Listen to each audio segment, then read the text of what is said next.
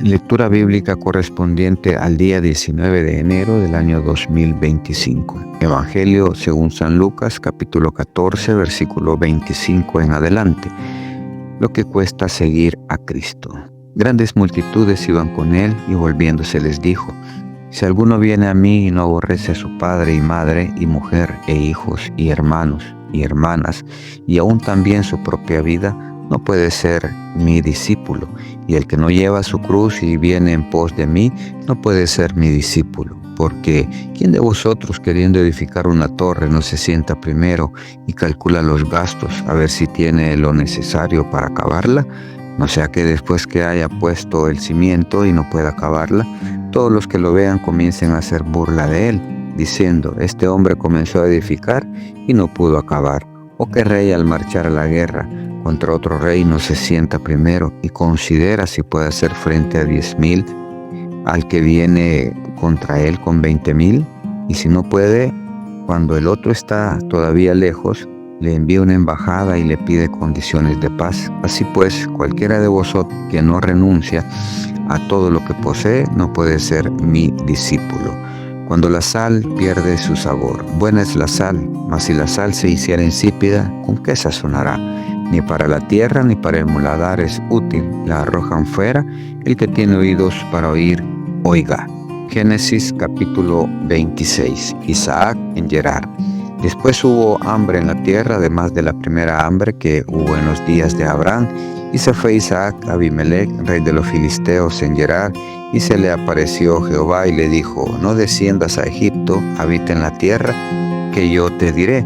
Habita como forastero en esta tierra, y estaré contigo y te bendeciré, porque a ti y a tu descendencia daré todas estas tierras, y confirmaré el juramento que hice a Abraham tu padre.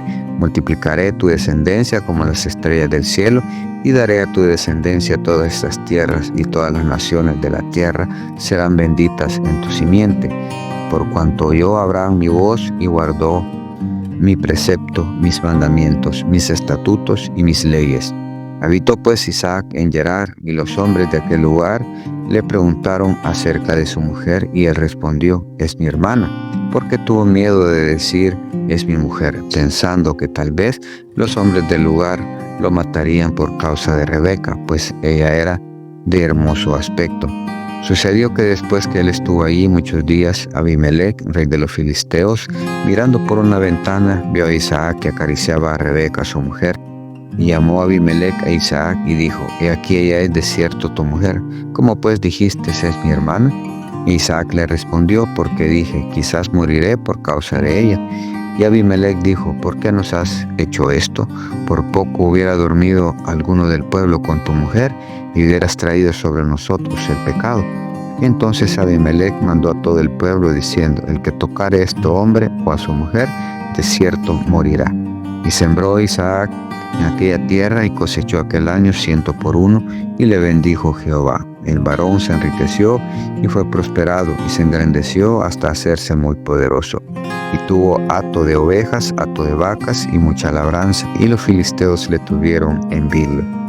Y todos los pozos que habían abierto los criados de Abraham, su padre, en sus días, los filisteos los habían cegado y llenado de tierra. Entonces dijo Abimelec a Isaac: apártate de nosotros, porque mucho más poderoso que nosotros te has hecho. E Isaac se fue de allí y acampó en el valle de Gerar y habitó allí. Y volvió a abrir Isaac los pozos de agua que había abierto en los días de Abraham su padre, y que los filisteos habían cegado después de la muerte de Abraham. Y los llamó por los nombres que su padre los había llamado.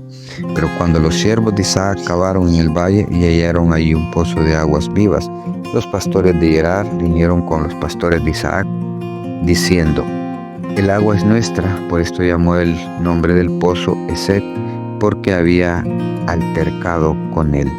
Y abrieron otro pozo y también riñeron sobre él, y llamó su nombre Sidna. Y se apartó de allí y abrió otro pozo, y no riñeron sobre él, y llamó su nombre Rehoboth. Y dijo: porque ahora Jehová nos ha prosperado, y fructificaremos en la tierra. Y de allí subió a Beerseba, y se le apareció Jehová aquella noche, y le dijo: yo soy el Dios de Abraham tu padre. No temas, porque yo estoy contigo, y te bendeciré y multiplicaré tu descendencia por amor de Abraham, mi siervo. Y edificó allí un altar e invocó el nombre de Jehová y plantó allí su tienda y abrieron allí los siervos de Isaac un pozo. Y Abimelech vino a él desde Gerar y a Usat, amigo suyo, y Ficol, capitán de su ejército. Y le dijo Isaac: ¿por qué venís a mí? Pues que me habéis aborrecido y me echasteis de entre vosotros. Y ellos le respondieron: hemos visto que Jehová está contigo, y dijimos: hay ahora juramento entre vosotros, entre tú y nosotros, y haremos pacto contigo, que no nos hagas mal, como nosotros no te hemos tocado, y como solamente te hemos hecho bien, y te enviaremos en paz. Tú eres ahora bendito de Jehová. Entonces él les hizo banquete, y comieron y bebieron, y se levantaron de madrugada, y juraron el uno al otro, e Isaac los despidió, y ellos se despidieron de él en paz. En aquel día sucedió que vinieron los criados de Isaac y le dieron nuevas acerca del pozo que había abierto, y le dijeron: hemos hallado agua. Y lo llamó Seba. Por esta causa el nombre de aquella ciudad es Beerseba hasta este día.